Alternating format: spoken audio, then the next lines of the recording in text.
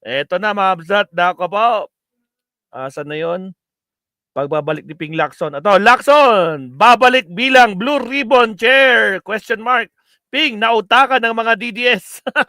Sige, balalan mo, Badcaster. Here we go. Again, sa mga bagong pasok, huwag kalimutan mag-like and subscribe. Philippines, kung saan meron mga galawan from the majority bloc led by Senator Tito Soto na ibalik itong si Senator Ping Lacson bilang chairperson of the Blue Ribbon Committee.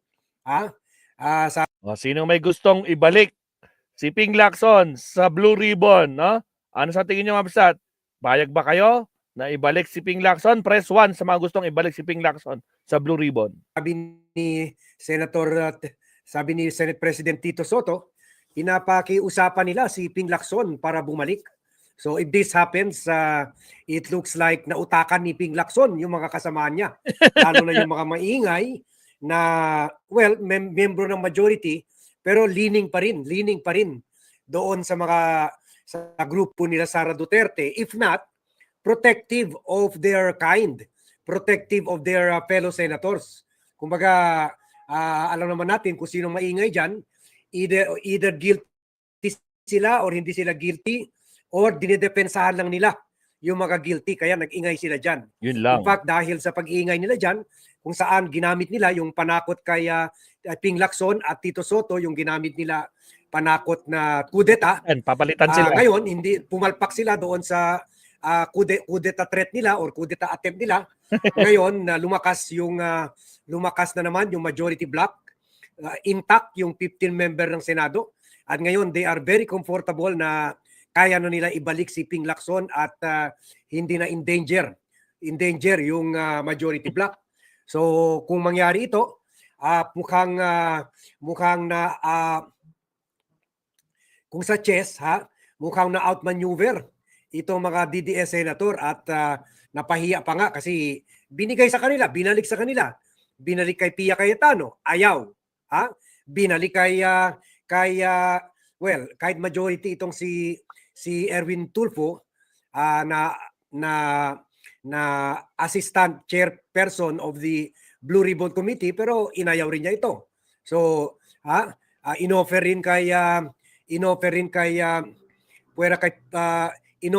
JV Ejercito, di ba? Si JV Ejercito ang talagang maingay diyan na sinasabi niya hindi daw nila gusto yung direksyon ng Blue Ribbon Committee at ang direksyon ng leadership ni Tito Soto, kaya gusto na daw nila palitan si Tito Soto, kaya sinabi, sige, ikaw na kaya mamuno. Sige, kung mas magaling ka kay Ping Lacson, ikaw na kaya mamuno yung Blue Ribbon.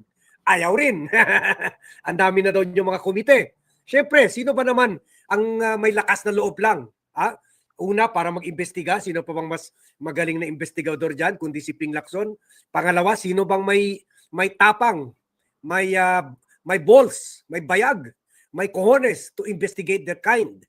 Proven na yan, si Ping Lacson lang ang magagawa niyan. Kaya mukhang na hindi na, the search is over na, according to Tito Soto. Say goodbye to switching prescriptions. This smart Zoom reading glass adjusts automatically. Again guys, sa mga bagong pasok, huwag kalimutan mag-like and subscribe. Comment down below guys kung gusto nyong maging chair na naman ng Blue Ribbon itong si Ping Lacson. Well, umayaw rin earlier, umayaw rin si Kiko Pangilinan, kahit lawyer, umayaw rin yung sinasabi natin star investigator laban sa Pogo at laban sa kay Pastor Apollo Kibuloy na si Risa Ontiveros. So balik sila kay Ping. Wala silang choice, balik sila kay Ping. Kaya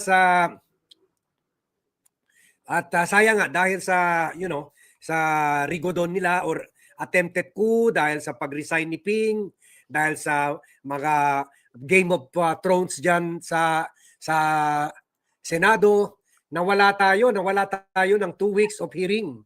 Nawala na yung hearing the week before, and last week nawala rin. Dapat Wednesday yun, Wednesday of the week before, and then Wednesday last week hindi na rin natuloy. So 2 weeks 2 weeks na wala sa atin. Sana bumalik na itong Wednesday. Sana tuloy-tuloy na. Ping, tanggapin mo na Ping, please. So, sabi ni Tito Soto, baka ma-persuade nila itong si Ping Lacson na bumalik, bawiin yung resignation letter niya at bumalik as chairperson of the Blue Ribbon Committee. At sabi niya, even itong si acting chair na hindi nga nakagawa ng hearing, hindi nabuo ng hearing na si Senator Erwin Tulfo, na sabi na natin kulang pa talaga ito at syempre questionable rin yung loyalty nito sa mga Duterte. Kahit daw itong si Erwin Tulfo ay paborin dito sa possible comeback ni Ping Lacson. Sa interview sa media last Saturday, sabi ni Tito Soto, ang sinasabi ko lang is may posibilidad. In other words, hindi ko pwedeng sabihin imposible na. Anything is possible, yun. Nung tinanong kung may chance pa ba bumalik si Ping Lacson. Sabi niya, karamihan ng mga kasama ko sa majority gusto na siya bumalik. Yan. Majority sila. So 15 rin yan, Senador. Sabi ko, paano ito? Ikaw ang vice chair, ikaw na muna chairman. Siya rin mismo nagsabi sa akin, hindi boss, acting chairman lang muna, mahirap yan. Ang dami kong trabaho, sabi niya, yung dialogue nila ni Erwin Tulfo. Kaya sabi niya, mukhang wala nang ibang option but to ask Ping Lacson to return. And then sabi niya, and then hopefully baka medyo makumbinsin natin si Senator Lacson na bumalik. All is well that ends well. So kumbaga, tapos na yung kung ano man nangyari noon, tapos na kung ano man meron na mga galit-galitan, kung ano man meron mga political maneuverings. Kumbaga, nautakan sila ni Ping kasi, gusto nila tanggalin si Ping. Ginagamit nila si Ping para dahilan, para hindi lang tanggalin si Ping, tanggalin na rin si Tito Soto. Hindi nga sila nabuo ng, sabi nila noon, magkuan na, itong si JV Ejercito, bibigay na, lilipat na sa kabila. Si Erwin Tulfo, pupunta na sa minority nila Chis Escudero at Alan Peter Cayetano. Sabi nila, in fact, nagkuan na si Alan Peter Cayetano, pumuporma na bilang the next Senate President. At sabi nila, kuan na rin, lilipat na rin sa kabila. Itong kasi siyam ang senator sa kabila. They only need 4 votes to unseat Tito Soto. They only need 13 votes to unseat Tito Soto. Kaya sabi nila, bibigay si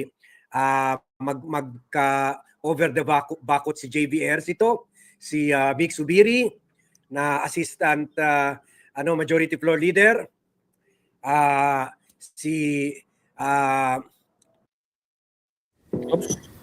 Narangan ulit tayo.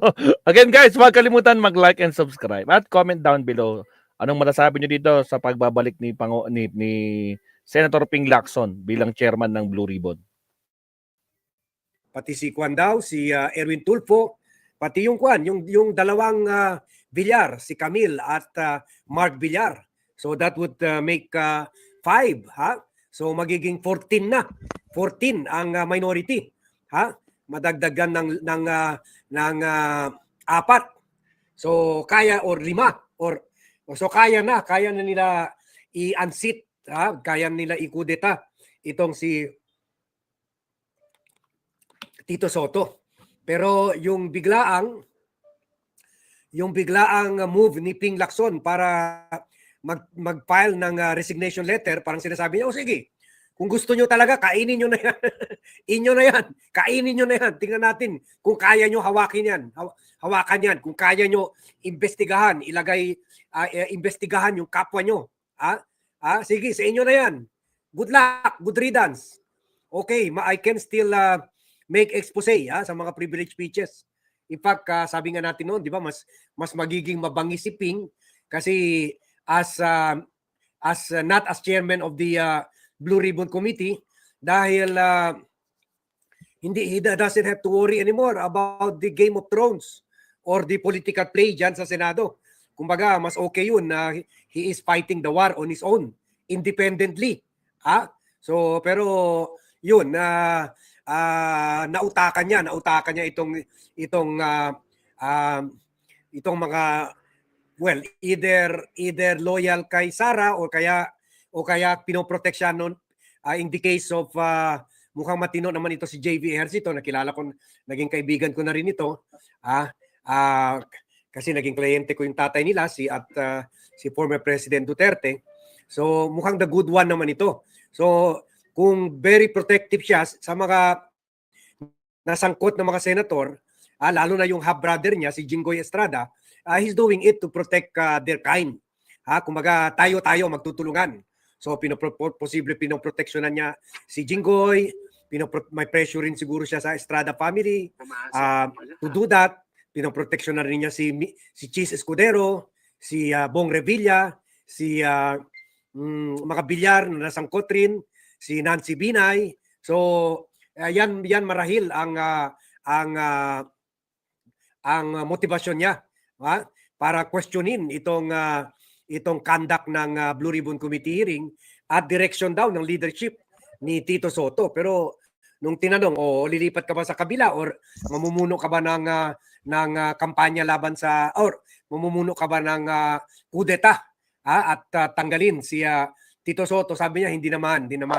Yun At yun, kinausap na rin siya ni Tito Soto at kinumbinsi ni Tito Soto na hindi naman talaga si Ping ay gusto lang talaga sirain yung institusyon. Kasi sa totoo lang, magandang ginagawa ni Ping. Kumbaga pinapakita niya na wala silang pinapaboran. Wala silang, unlike yung palpak na infracom ng House, wala silang pinapaboran. Wala silang kino-cover up na mga kaso ng katiwalian at pati kapwa nila, inaabol nila.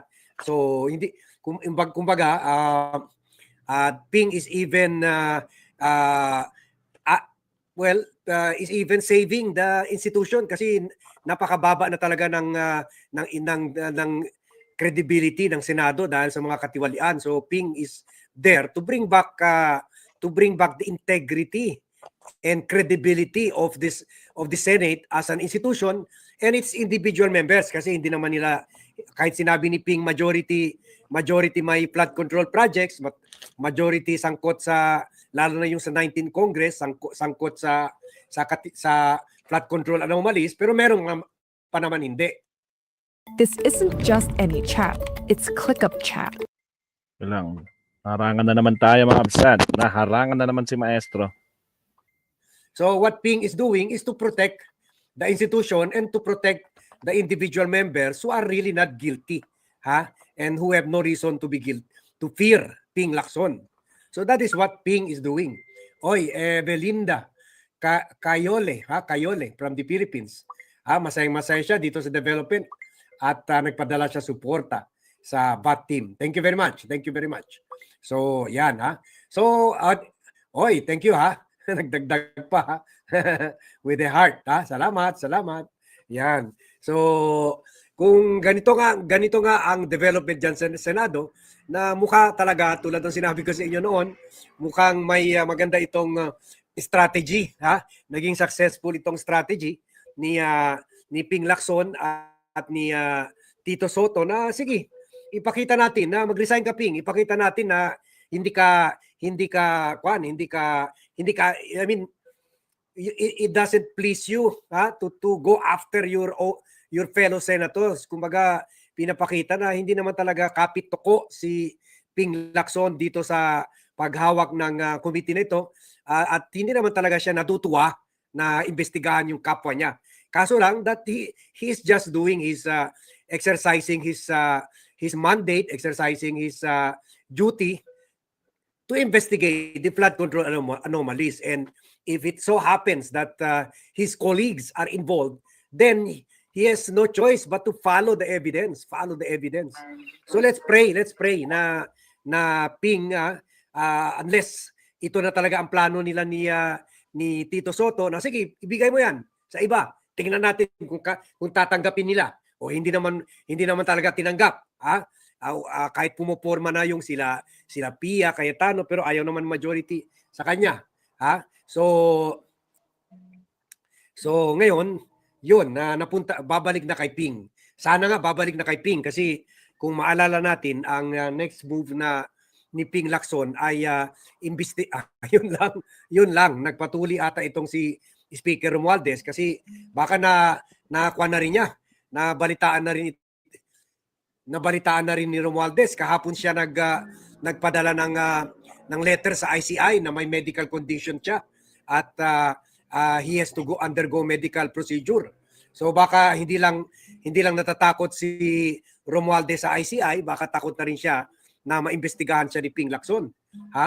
Kahapon na interview si Tito Soto at kahapon niya sinabi na baka ibabalik nila si Ping Lacson.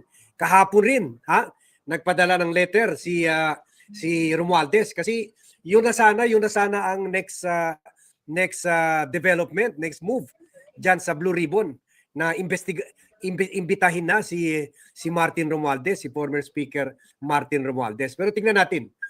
First things first, tingnan muna natin if Ping Lacson will really return back to the Blue Ribbon Committee. Sana nga ang ginawa nila ni Tito Soto ay parang nilaro lang nila yung minority, nilaro lang nila yung DDS senators sa pagbigay sa kanila yung Blue Ribbon Committee.